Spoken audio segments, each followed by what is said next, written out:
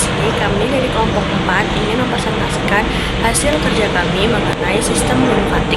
Tapi sebelumnya, saya akan memperkenalkan anggota kelompok kami.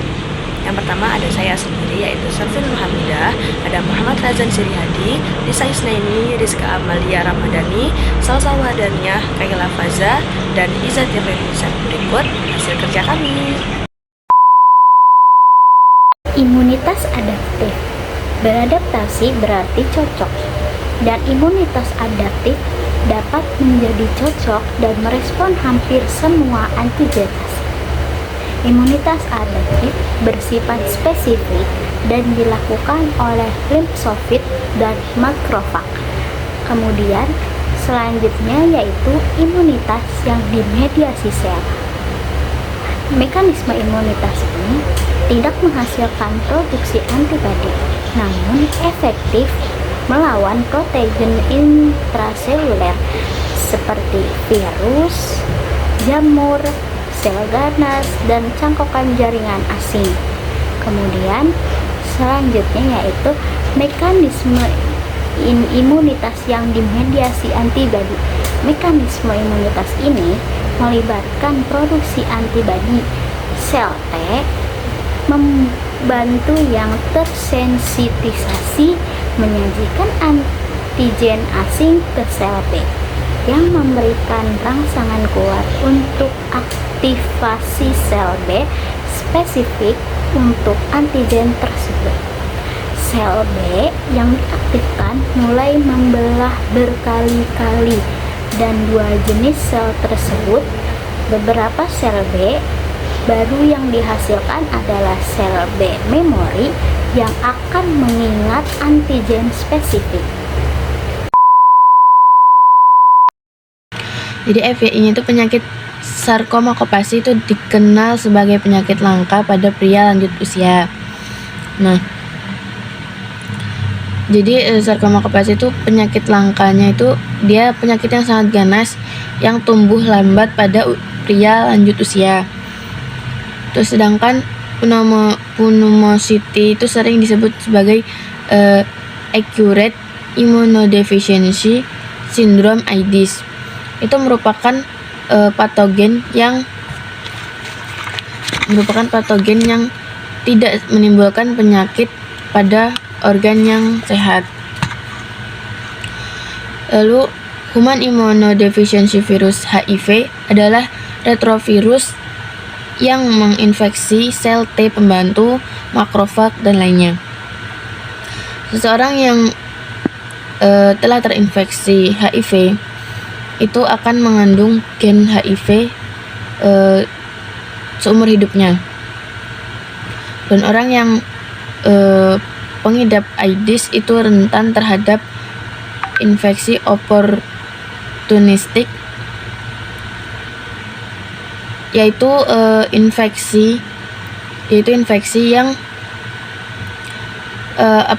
disebabkan oleh jamur dan protozoa, yang rata-rata itu tidak menyerang orang dewasa yang sehat.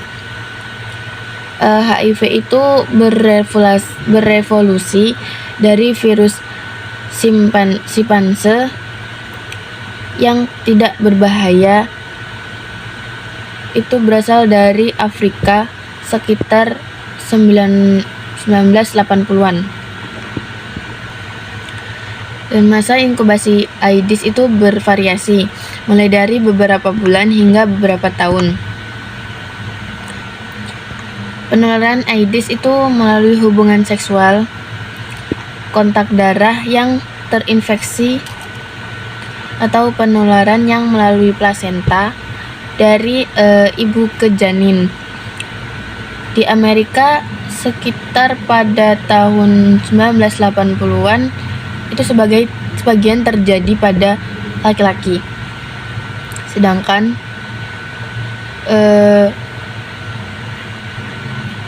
pada laki-laki homoseksual.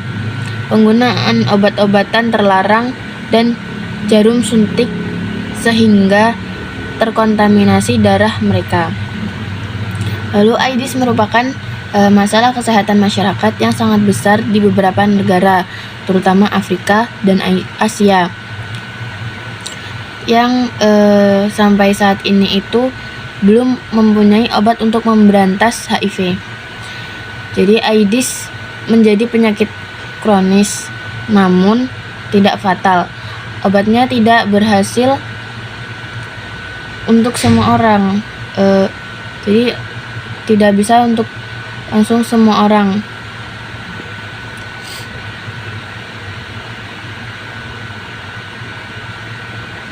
Serta harganya pun mahal sehingga tidak bisa menjangkau semua pasien AIDS di dunia. Pada pengembangan vaksin itu masih belum berhasil meski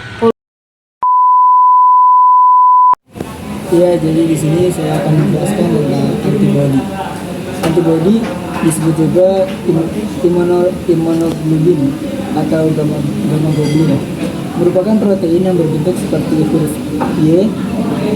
Antibodi tidak menghasilkan antigen asing dengan sendirinya, melainkan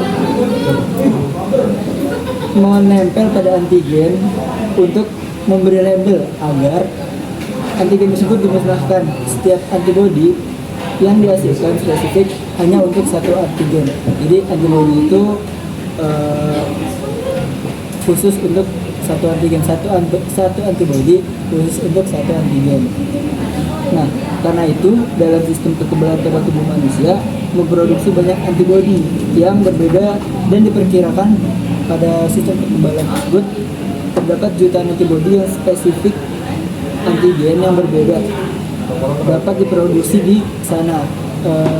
Maksudnya itu dapat diproduksi di sistem kekebalan. Berikut struktur dan 5 kelas antibodi. Nah, di sini ada huruf seperti huruf Y. Ini 5 contohnya nih. Ada IgG, GD, ya ini. Ini ada penjelasannya. Terima kasih. Pada paparan pertama, antibodi respons terhadap antigen asing memang merangsang produksi antibodi, namun diproduksi secara perlahan dalam jumlah yang kecil. Lalu pada paparan yang kedua, sel memori mulai memproduksi antibodi dalam jumlah yang besar dan cepat dan cukup untuk mencegah suatu penyakit yang menyerang kembali. Inilah penyebab terjadinya kekebalan terhadap penyakit tertentu dan merupakan dasar perlindungan yang diberikan oleh vaksin. Salah satu contoh spesifik dari virus yaitu virus campak. Ketika seorang pertama kali terpapar virus ini, produksi antibodi seringkali terlalu lambat untuk mencegah penyakit dari mengalami campak klinis. Kebanyakan orang yang terkena campak sembuh, dan setelah terserang kembali oleh virus campak, orang tersebut sudah memiliki antibodi dari sel memori yang spesifik terhadap virus campak. Cara kerja antibodi yaitu menandai patogen atau antigen yang nantinya untuk difagositosis atau difiksasi komplement. Secara khusus, antibodi menyebabkan patogen berkumpul atau menetralisir sebelum dimusnahkan. Aglutiasi atau disebut juga dengan penggumpalan terjadi jika antibodi berkaitan oleh sel bakteri yang kemudian dikumpulkan oleh antibodi yang terikat, lebih rentan kepada fagositosis dan makrofag. Sebagai contoh, aktivitas virus dapat dinetralisir oleh antibodi, yaitu suatu virus masuk ke dalam sel hidup untuk berkembang biak, namun sel tersebut terdapat antibodi yang menempel sehingga virus tersebut tidak dapat masuk ke dalam sel dan tidak dapat berkembang biak. Setelah itu akan segera difagositosis. Contoh lain yaitu racun bakteri juga dapat dinetralisir dengan antibodi yang menyertainya. Kemudian antibodi tersebut merubah bentuk toksin yang mencegah memberikan efek berbahaya dan mendorong fagositosisnya oleh makrofag.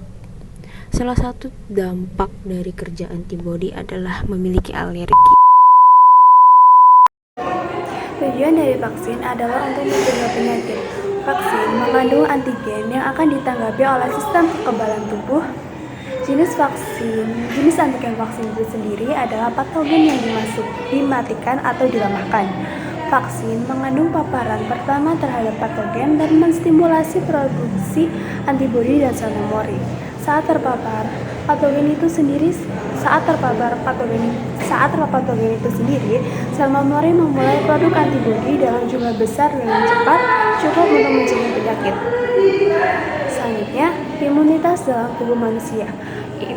Imunitas dalam tubuh manusia terbagi menjadi dua, yaitu imunitas pasif yang berarti antibodinya berasal dari sumber lain, sedangkan imunitas aktif berarti antibodi tersebut berasal dari sumber lain individu tersebut yang menghasilkan antibodinya sendiri. Salah satu jenis kekebalan pasif yang didapatkan secara alami adalah transmisi antibodi plasenta IgG dari darah ibu ke sirkulasi janin. Perbedaan dari kedua hal tersebut adalah kekebalan aktif terjadi ketika seseorang memproduksi antibodi terhadap suatu penyakit melalui sistem kekebalannya sendiri, sedangkan kekebalan pasif diperoleh ketika seseorang diberi antibodi. Selanjutnya yang terakhir adalah alergi. Alergi adalah hipersensitivitas terhadap suatu bahan tertentu. Antigen yang tidak dikenali yang disebut dengan alergen. Respon alergen ditandai dengan produksi antibodi IgE yang berkaitan dengan sel mas. Pada reaksi alergi, efek bahan kimia inflamasi menimbulkan gejala seperti mata berair dan pilek atau demam yang lebih serius, serta kesulitan bernafas yang menjadi ciri khas asma. Pada tahun 1797, Edward di Inggris mempublikasikan hasil penggunaan virus cacar sapi yang disebut Vaccinia sebagai vaksin pertama untuk cacar, virus yang berkerabat dekat. Pada tahun 1980, Kesehatan Dunia, organisasi tersebut menyatakan bahwa penyakit cacar telah diberantas di seluruh dunia. Suatu penyakit yang telah membunuh atau merusak jutaan orang sepanjang sejarah, kini dianggap sebagai bagian dari sejarah.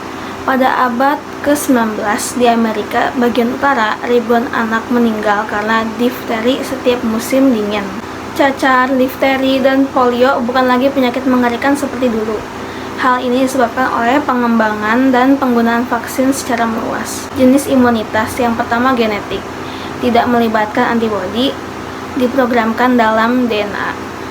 Beberapa patogen mempengaruhi spesies inang tertentu namun tidak pada spesies inang lainnya. Selanjutnya yang diperoleh. Yang pertama ada pasif alami, antibodi dari sumber lain. Penularan antibodi melalui plasenta dari ibu ke janin, penularan antibodi dalam ASI. Palsu, suntikan antibodi yang telah terbentuk sebelumnya. Gamma globulin atau imunoglobulin setelah diduga terpapar. Selanjutnya aktif alami, produksi antibodi sendiri. Pemulihan penyakit melalui produksi antibodi dan sel memori. Palsu, vaksin merangsang produksi antibodi dan sel memori. Penuaan dan sistem limfatik. Penuaan sistem limfatik terlihat dari menurunnya efisiensi respon imun. Orang yang lanjut usia lebih mungkin terkena penyakit herpes zoster dibandingkan orang yang lebih muda, karena sistem kekebalan tubuh yang menua tidak dapat menahan virus cacar air dalam keadaan tidak aktif. Gangguan autoimun juga lebih sering terjadi pada orang lanjut usia. Sistem kekebalan tubuh secara keliru menganggap jaringan tubuh sebagai benda asing dan memulai penghancurannya. Presentasi yang dapat kami sampaikan, mohon maaf bila ada kesalahan. Wassalamualaikum warahmatullahi wabarakatuh.